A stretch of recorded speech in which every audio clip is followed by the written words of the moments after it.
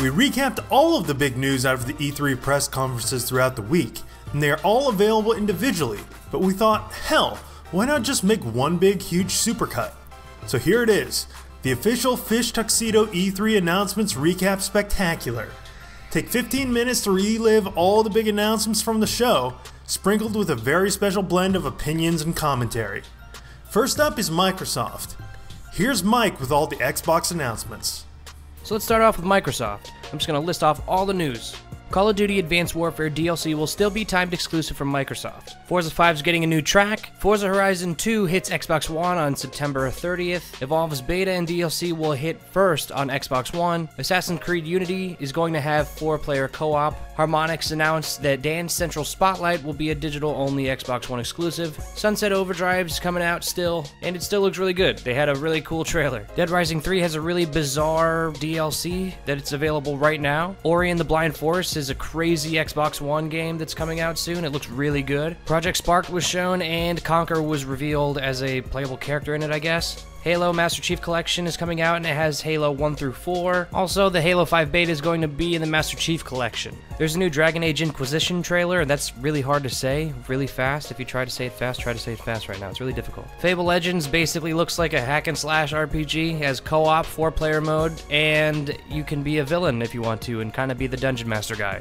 or girl. Inside is a new game coming from the creators of Limbo, and it looks really good. The indie side of Xbox was shown with ID at Xbox. They showcased a ton of games. I'm going to read through a list of them real quick. We'll see how it goes. Lovers in a Dangerous Space-Time, Aztec Night Squad, Play Inc. Evolved, White Knight, Earthlock, Cuphead, which looks really good, Hyper Light Drifter, Lifeless Planet, Slash Dash Fru, FRU, maybe, I don't know, Mighty Number 9, Grave 3's Phoenix Rage, Low Wool Life, hashtag IDARB, Hell Raid, Below, Habitat, Kickbeat SE, Pure Pool, Never Alone, Nero, There Came an Echo, The Golf Club, Roundabout, Source, Guacamelee, Super Turbo, CE, Castle Storm, Chariot, Forced, Get Even, Another World. Yeah, all those games in one trailer. That's a lot of games. The Witcher 3 The Wild Hunt was shown on stage. Killer Instinct Season 2 was teased. Microsoft is rebooting Phantom Dust for the Xbox One, which is pretty cool. Rise of the Tomb Raider was announced. Crackdown was announced. And Platinum Games has an Xbox One exclusive called Scalebound that was announced.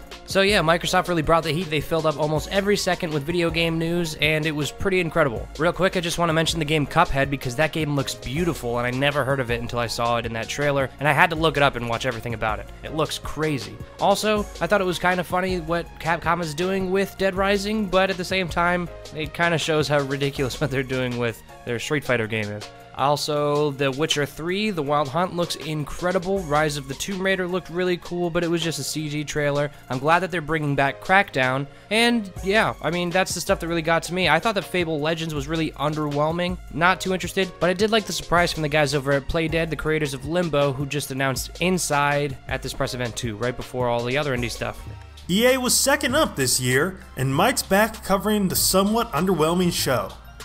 EA's press conference wasn't packed to the brim like Microsoft's was, but it had some pretty cool things to show. They started right away with a brand new trailer for Star Wars Battlefront, and they were just showing off kind of weird things about them going to check out Star Wars stuff. And then they went to a nicey place. It looked really cool. They showed a lengthy Sims 4 trailer, which I thought went for a little bit too long. BioWare showed concept for a new Mass Effect game, and then they also showed some stuff for a new IP, but nothing really definitive on that. EA Sports showed us PGA Tour, which has no Tiger Woods in the title. There was a trailer for NHL 15. They showed more early footage of the new Mirror's Edge game, which was kind of cool. Madden 15 was shown, and that's another Madden game. EA's MOBA called Dawngate was also shown for a little bit. Criterion's working on a new game, and it's not a racing game. It's basically GoPro Super Action Guy, the game. FIFA 15 was shown, and that's another sports game. And Battlefield Hardline was shown. That was kind of cool. They showed a multiplayer thing about that. And the beta launched the second that press conference was over. So yeah, I mean, not a lot of stuff was shown that is actually coming out anytime soon, or at all as far as we know. I mean, the new Mass Effect game and the new BioWare IP, we don't know anything about those games. Also, Criterion's game, I mean, that looks pretty interesting, but if I'm being honest, I'd rather see Burnout Revenge 2. And while I am pretty excited for The Sims 4, if any of my Sims die from laughter, I'll lose my fucking mind. Yeah, so hopefully that doesn't happen. But I will say I'm super excited for Star Wars Battlefront. Obviously, that looks awesome. Mirror's Edge looks cool, but that was also really early, so who knows? And Battlefield Hardline, so whatever. If that EA conference didn't do it for you, and I wouldn't blame you, you're in luck. Mike's back one last time covering the actually rather exciting Ubisoft show. Moving right along to Ubisoft, they immediately opened the presser with Far Cry 4 gameplay, which is really cool, that showed off the new villain. Just Dance 2015 was shown, if you're into that kind of thing, and Just Dance Now was announced, which is actually kind of a cool idea. The crew was shown with a pretty cool trailer about how they were driving across the country, and it's coming out on November 11th this year. The Division was shown, that looked really cool. It looks a little bit more role-playing-y than we thought it was going to be previously. Assassin's Creed Unity is coming out October 28th. A trailer for Valiant Hearts was shown, and Rainbow Six Siege was announced. So I mean, right off the top, I was obviously super excited for Far Cry 4. That looked incredible. The environments looked really great, and the villain, while not as eccentric and really ridiculous as Voss was in Far Cry 3, looks like he could be pretty cool. There's some kind of weird tension going on between your character and the villain, and it's obviously not explained in the trailer, but it looks like it could be really interesting. The crew looks okay, I guess. I don't know, every time I see it, I get a little underwhelmed with it. I'm not sure why. And the Division looks really cool, but who knows when that's actually going to come out. Assassin's Creed Unity looks visually incredible, and the new movement animations that were in that demo were just insane. The co-op looks like it could be pretty neat, so I don't know, I'm pretty excited to get around and stab some people with my friends in Assassin's Creed. Cool. Valiant Hearts is a really great looking game, but horribly depressing to watch those trailers. I'm really interested to play that game. It's in the UbiArt engine, and obviously it looks beautiful, but that,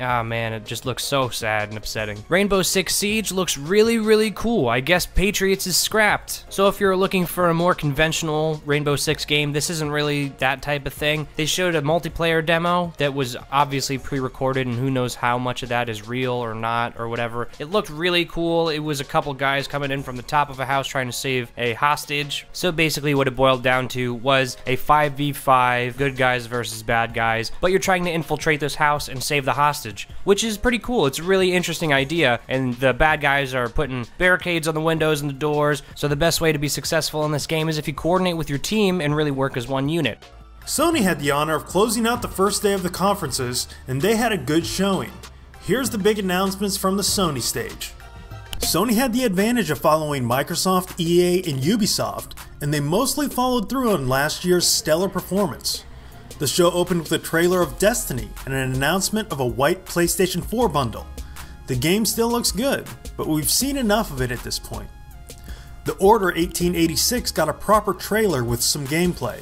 It looks very cinematic with smoothless transitions between gameplay and cutscenes, and it's super pretty. Indie game Entwined was announced and revealed to be available now. A standalone expansion for Infamous Second Son was revealed as coming in the summer.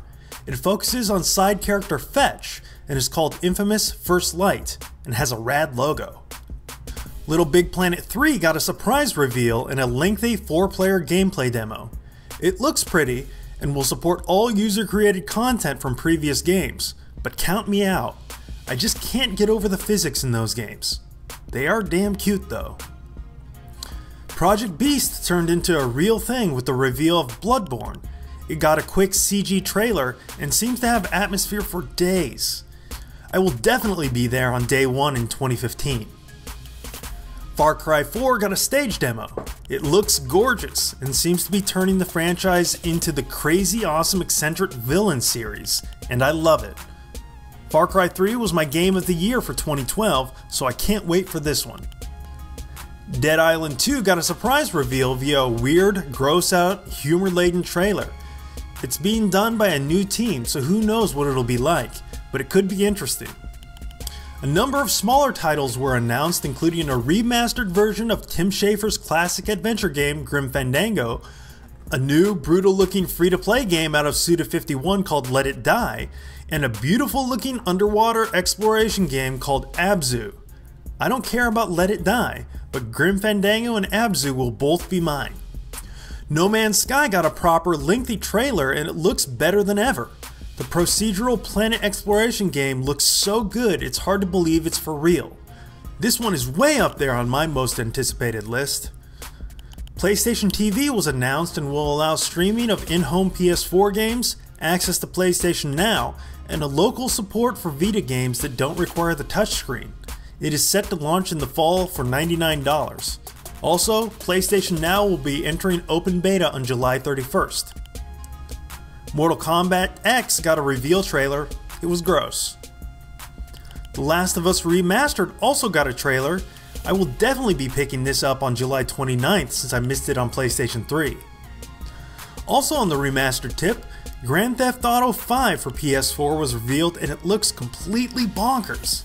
This is another one I consciously sat out on last year in hopes that a higher fidelity version would hit current gen consoles. I'm so happy these are actually coming to fruition. Batman Arkham Knight got a lengthy new trailer, and Uncharted 4 got its first trailer. It appeared to be all CG, but it's something, I guess. And Nintendo may not be in the press conference game anymore, but they are still on the E3 scene. They held a digital event this year, and there are a lot of new games revealed, and some pretty cool stuff on show. Check it out.